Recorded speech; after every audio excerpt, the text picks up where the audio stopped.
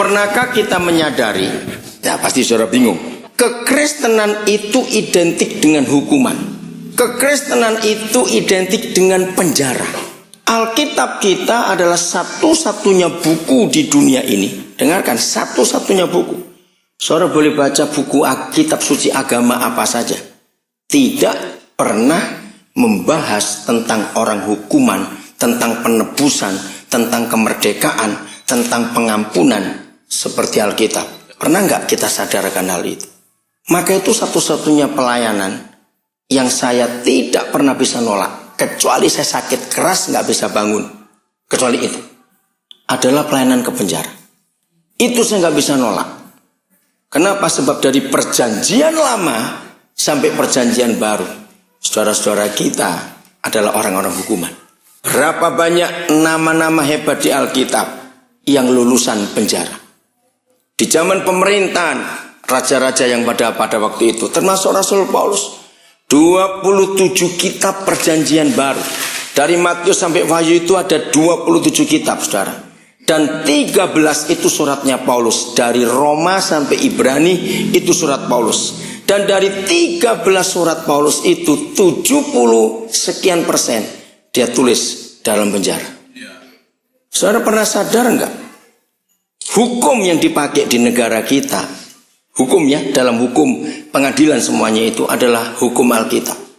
Salah satu contoh, siapa ingat sebuah kuasa, kalau saya katakan, dari seorang presiden di Indonesia, terpidana mati dari negara manapun juga, hanya punya satu kesempatan untuk minta kepada presiden. Minta apa itu? Gerasi. Pernahkah kita sadar gerasi itu adalah bahasa Alkitab dari kata gratia, grace. Bayangkan di negara yang mayoritas Islam ini hukumnya adalah hukum kasih, hukum Alkitab. Grace, anugerah. Maka itu pelayanan ini sungguh luar biasa. Saya tidak tahu kapan ditayangkan. Saya yang tidak ada Pak Andreas di sini. Siapa yang lama pernah pelayan dari sini? Dari 2 narapidana, dari antara sekian banyak 2 narapidana itu sudah tinggal dengan kami, jadi anak kami. Satu Erwin Baharudin, dia di LP Kembang Kuning atau apa? Besi, LP Besi waktu itu. Ya, sebentar lagi dia akan masuk ke acara Solusi dari CBN. Dia sudah jadi pelayan Tuhan. Dia pelayanan di Sukuwana di Sulawesi Tengah. Yang kedua itu Mukti. Mukti ini anak bungsu dari satu keluarga yang pembunuhan kasus Purwokerto. Bapaknya sudah meninggal, ya. Lalu 2 kakaknya yang hukuman mati sudah dipindah ke Semarang, Kedung Mundu. Mereka 2 masih kontak. Agus tiap hari masih kontak saya. Sudah turun hukumannya, dari hukuman mati jadi seumur hidup dan 20 tahun. Nah, Mukti pun pernah tinggal dengan kami. Jadi kalau kami melayani di penjara, kami gak cuma khotbah, gak cuma datang, tapi kami mau ambil mereka. Siapa yang mau tinggal di rumah kami, ayo. Apalagi kasus-kasus berat itu tadi. Nah, oke, saya mau bacakan ayat ini. Kitab Filemon, ya, Kitab Filemon, Kitab Filemon. Saudara, Kitab Filemon ini kitab yang terpendek dari 13 surat Paulus. Justru Filemon itu kitab yang paling pendek, surat yang paling pendek. Tetapi pernahkah kita menyadari dari kitab yang paling pendek ini, justru Yohanes 3:16 itu terbukti.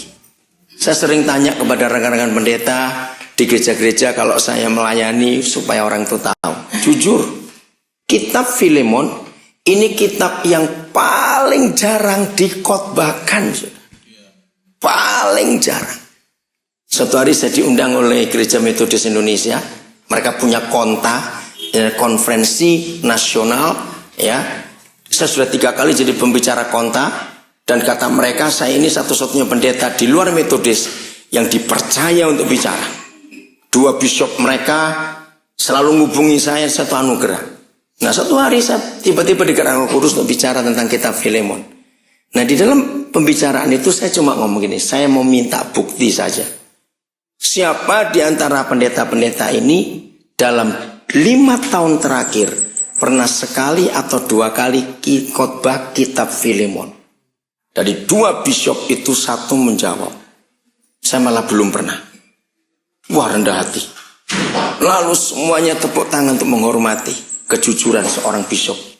Saudara, ternyata kitab ini memang, maaf, kalau kita sebagai hamba Tuhan tidak punya hidup dan hati di penjara, percayalah, pendeta itu tidak akan pernah bisa khotbah kitab Filemon.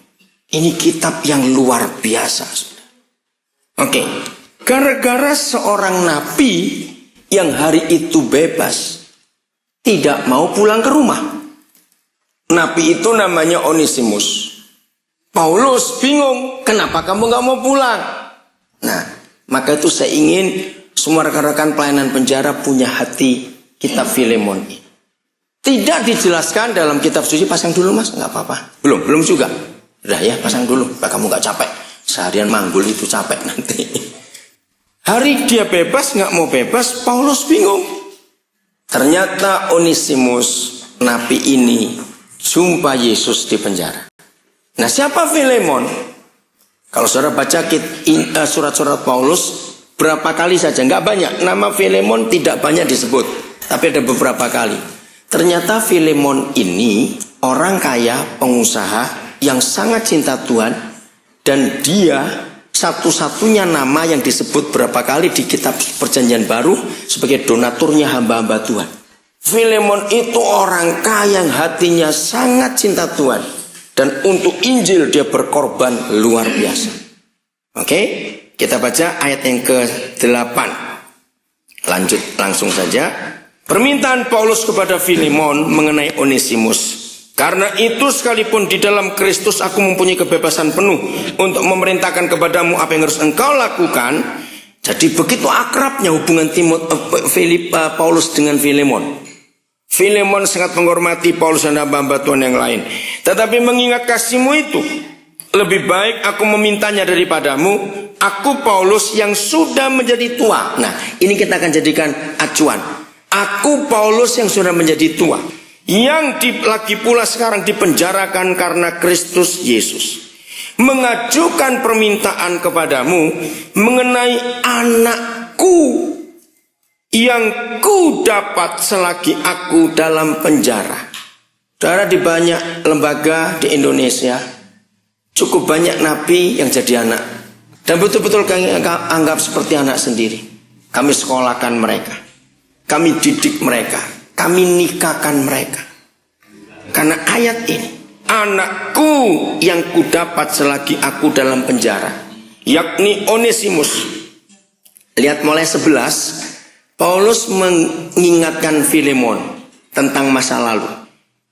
Dahulu, waktu kasus kriminal terjadi, dahulu memang dia tidak berguna bagimu. Ya, karena jadi penjahat di rumah majikannya. Tetapi sekarang sangat berguna, baik bagimu maupun bagiku. Ayat ini yang memotivasi saya.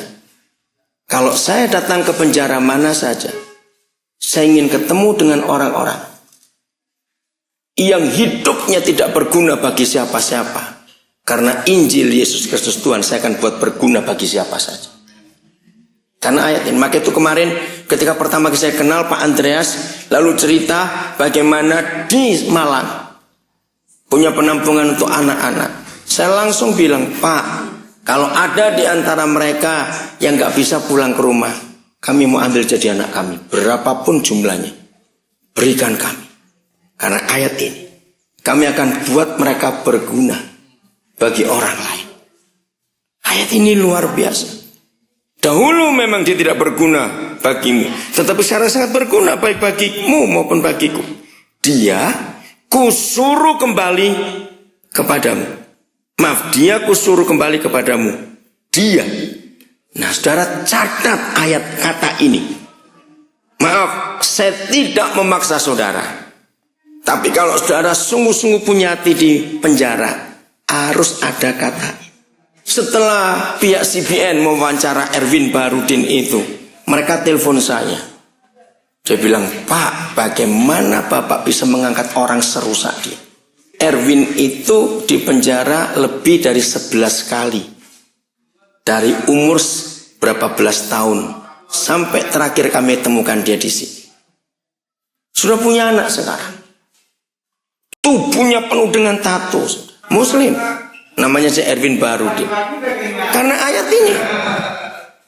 Oh, sudah pada datang? Ya. Ya, sebentar ya. Karena ayat ini. Perhatikan kata ini. Ini penting. Dia kusuruh kembali kepadamu. Dia yaitu apa Alkitab saudara bilang? Ayo. Buah hatiku. Bayangkan. Bisakah masing-masing kita mengatakan kata ini kepada mereka yang terbuang itu? Sulit. Dialah buah hatiku. Sebuah kasih yang luar biasa. Terus. Sebenarnya, nah ini menarik saudara. Ayat 13 itu menarik. Sebenarnya aku mau menahan dia di sini sebagai gantimu untuk melayani aku selama aku dipenjarakan karena Injil. Dia sudah tua. Orang tua di rumah sakit saja perlu yang jaga, ada yang jaga. Ini orang tua di penjara. Mungkin malam-malam perlu air panas, ini logika saya. Mungkin Paulus lagi sakit. Nah, jadi Paulus pun menyadari sebetulnya aku juga perlu dia di sini sebagai gantimu. Nah, itu sebuah kata. Ternyata Filemon sering kunjungan ke Paulus. Ngerti nggak maksudnya? Ini luar biasa. Tapi lihat. Tetapi ayat 14. Tanpa persetujuanmu, aku tidak mau berbuat sesuatu supaya yang baik itu jangan engkau lakukan seolah-olah dengan paksa, melainkan dengan sukarela. Ayat 15, inilah kekuatan Injil. Sebab mungkin karena itulah dia dipisahkan sejenak daripadamu. Selama masa hukuman, dipisahkan sejenak. Tapi yang menarik kata iman ini saudara, supaya engkau dapat menerimanya untuk berapa lama? Selama-lamanya. Selama-lamanya. Dalam kekekalan. Terus ayat 16. Bukan lagi kau terima sebagai hamba. Saudara bisa bayangkan, ketika Yesus datang mati untuk kita, kita kan budak semua karena dosa.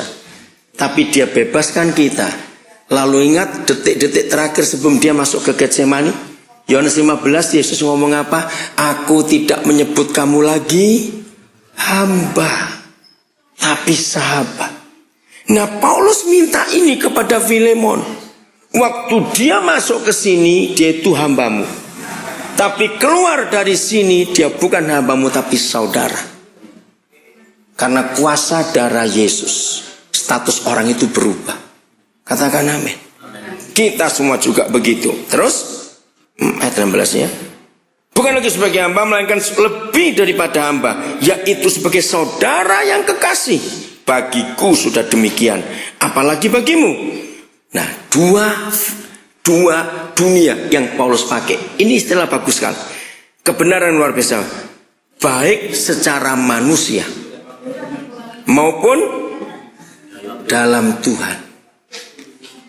Bisakah kita melihat mereka mantan penjahat seperti ini? Harus bisa. Karena kita juga penjahat tadi. Betul tidak? Kita ini penjahat. Terus ayat 17. Kalau engkau menganggap aku temanmu seiman. Nah, Paulus mulai ngancam. Ini ancaman buat Paulus. Kalau engkau menganggap temanku seiman, terimalah dia seperti diriku sendiri. Pasang badan. Maaf, saya tidak tahu berapa banyak di antara ibu bapak yang selama pelayanan di penjara melakukan ayat ini. Saya lakukan begini. Kan kita tahu hukum di Indonesia, seorang narapidana kalau sudah menjalani hukuman 2/3 dan berkelakuan baik, maka boleh pembebasan bersyarat.